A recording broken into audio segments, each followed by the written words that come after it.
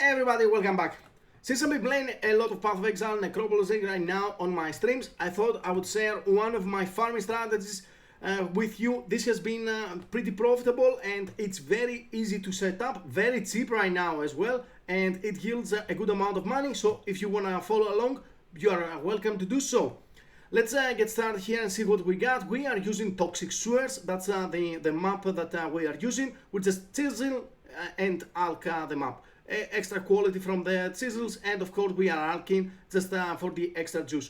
Nothing too exciting. Any modes that you don't want, you just scour and alk again. Now the 4 scarabs that we're using is just essences, blight encounter here, blight oils for 1 higher tier, and the sacred grove. Very easy. The bulk of our money comes from blight and harvest, and you don't really need essences. It's just something that I threw there. It's a little bit of extra crafting juice for me, and that's about it. Let's check out our Atlas passive tree here. There is going to be a link in the description with the planner for this tree if you want to follow along. Let's go through the essences real quick. We're just grabbing an additional essence here. We are grabbing the crystal lattice here. We are grabbing amplified energies. That's the most important part to increase our tier of essences. And then a little bit of extra chance here. Now, crystal resonance, I have tried that a little bit because I'm not investing in essences right now that much.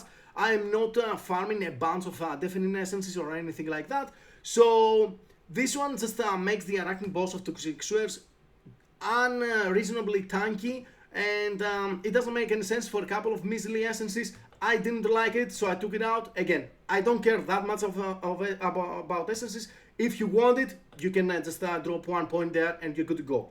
Now, apart from essences, of course, we are grabbing all of the sapiens here, here, and here for the extra map sustain.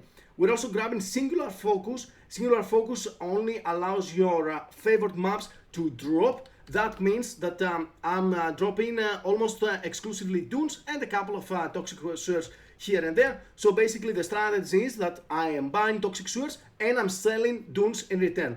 So maps are even out, you're actually probably a little bit on top as well, and that's pretty fantastic overall. But the cost for your maps is evened out by the dunes that you will be selling. They're both around 10C each, and you can find some cheaper as well if you're a little bit tenacious. Now, for the harvest, we're only grabbing downly season here for the chance of life force being duplicated and a little bit of extra juice before that, and heart of the grove. This will give us better tier plants, and we're gonna be farming a lot of it. And this one just reduces the chance for purple plants. The blue and yellow juice from harvest are more expensive, so it makes sense to do that. It's not mandatory, but I still like it. Generally speaking, we're dropping about 800 to 1000 juice in total per map without anything excessive, without counting any tier 4 plants that will come your way or anything like that. Now, let's go to the blight, of course. This is one of the most important parts here, epidemiology. This will give you more blight chests are lucky, and the extra lucky chests and additional rewards from the circle. We want the full circle here. I'm also grabbing sturdy construction. This makes blight monsters take a lot more damage from me, so it makes bosses very easy to kill. If you don't need it, don't take this wheel and take something else. This steel fungus is very important. This adds additional bosses and additional rewards from those bosses in the small nodes, and also blight spawn. This one will give us all extractors and extra chance for oils to be higher tiers. Now the all extractors you can sell about 10C each is the price right now. Otherwise, you can also keep them, and because you are dropping some anointed jewelry, if you find some of the passives that contain golden or silver oils, you can use the extractor on them. It destroys that amulet or the ring, and you can take a silver or a golden oil for your troubles.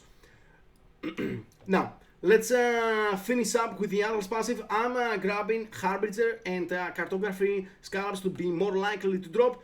We are dropping quite a bit of Scarabs, and I kind of like those two. They're a little bit expensive, and also they're not extremely common. I want to do some other strategies with these Scarabs, so I'm just preparing. You can choose whatever you want. It's up to you. I do like the extra Scarabs on my maps right now. I'm using a few of those whenever I can, and it's very good. Other than that, I'm adding shrines. I love shrines. If you don't want the shrines, you can take whatever you want. We have a flexible map passive tree here, so it's up to you. Now, where is our money coming from, right? The harvest juice for once. These sell about, right now, they are about 4.5 to 5,000 for one divine when it comes to yellow. Blue is also around there, a little bit higher. They are getting more and more expensive. So yeah, like yesterday I was selling 6,000 for one divine. Now it's 1,500. And divine, of course, drops in prices right now for chaos, but yeah, that's another thing. That's economy. We're not gonna talk about it. And of course, other than that, we are also grabbing a lot of oils. Now we are getting golden oils. That's about 45 chaos, 32 chaos for the silver, and 10 chaos for the opalescence. The rest of your oils you can also sell in bulk. I've set up some prices here, but I don't care that much because people buy them for the blighted maps, and they use them to juice their blighted maps like so, right? So other than that, the blind maps that you are dropping there, they cost about 20 C.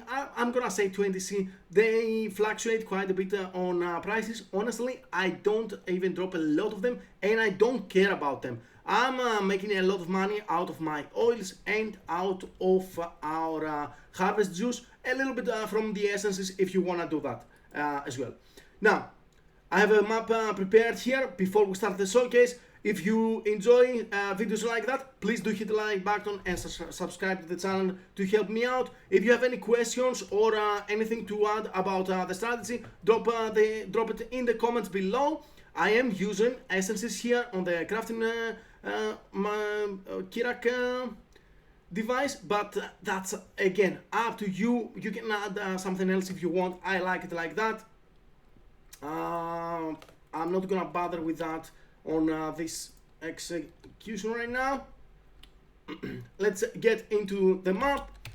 The strategy is fairly easy to execute. You don't need a very strong build, as long as your single target is in a decent spot. You don't have to be amazing. My single target's alright, nothing too exciting though. But yeah, other than that, generally speaking, my single target on essence is pretty bad because they tend to come to me. So yeah, I don't really care about it. Again, essences is just a bonus. If you don't care about it, just skip it. I'm not gonna do any more essences right now. I wanna show you the blight, which is right here.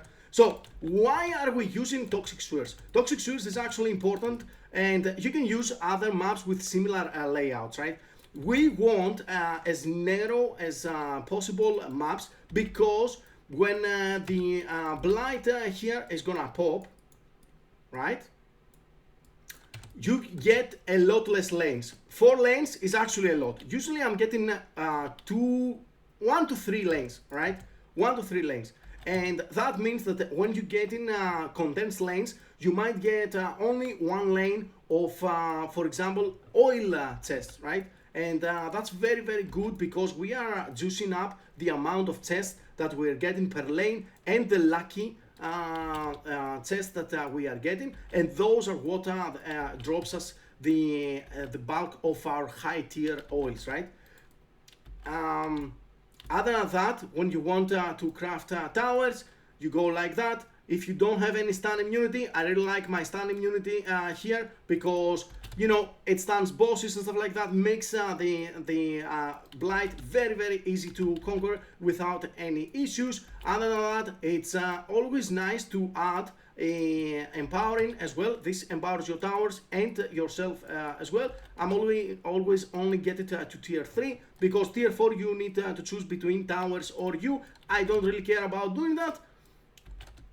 Again, you don't need a lot of things. If you have a relatively weaker build than mine is not even that strong, to be fair. But if you have a weaker build, you just build a bunch of towers, and you can also anoint your rings with extra juice so that your towers are stronger. As you can see here, we only got 2 currency and 2 oil chests, right? So we're not gonna drop a lot of things here, but that's why we're using toxic sewers. This occurrence is actually not very common, and as you can see, we are dropping more Scarabs. We are dropping a lot of things. When it comes to altars, I'm using City Nexarch. This is pretty cool for me. I don't like the Eater of Gold monsters. This one is very easy, and the modifiers that you're getting, they're not bad by any means. They don't destroy your builds or anything like that, so I kinda like that. And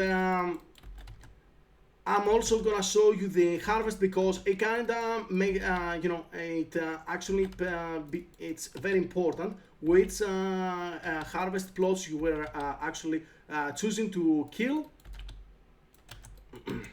Alright, what is my harvest? Oh, it's right here. Perfect. Alright, so when we go into harvest, as you can see, the light blue are the tier 3 plants, right? The tier 3 plants are what drops the bulk of your juice, so I would always pick this blue here. When there is yellow, I'm almost always picking yellow if it has a tier 3 plant at least. With this strategy, you will see very commonly plots with even tier 3 plants, and you're dropping a lot of juice out of them. And I've been enjoying this build, especially on harvest, very much. It's very easy. It's a build that basically sets up sigil, sets up everything around it, and as you can see here, we are dropping a good amount of harvest juice. This is only one plot. Sometimes the other plot does not even get destroyed, because we are getting some of the Atlas passives. Of course, it's not gonna happen right now when I'm recording, but yeah, I've been doing this strategy for a couple of days right now on stream, and it's been a lot of fun. I made quite a few dozens of divines. I've synced a little bit of on my build as well, and I've been having a lot of fun with it.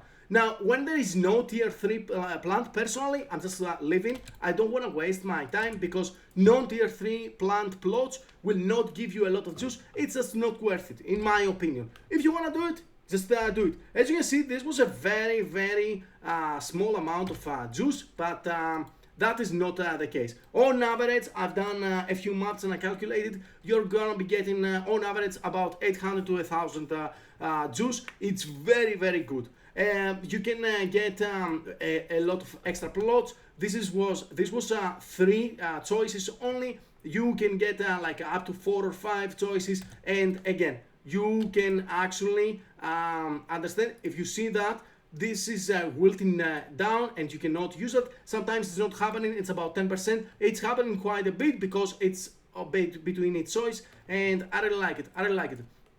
I'm always liking harvest. I'm crafting my own items and I'm selling a lot of juice.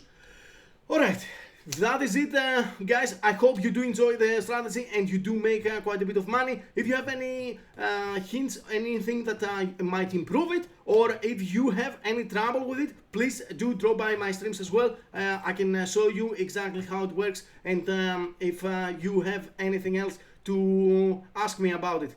I will catch you on the next one. Thank you very much, guys. Bye bye.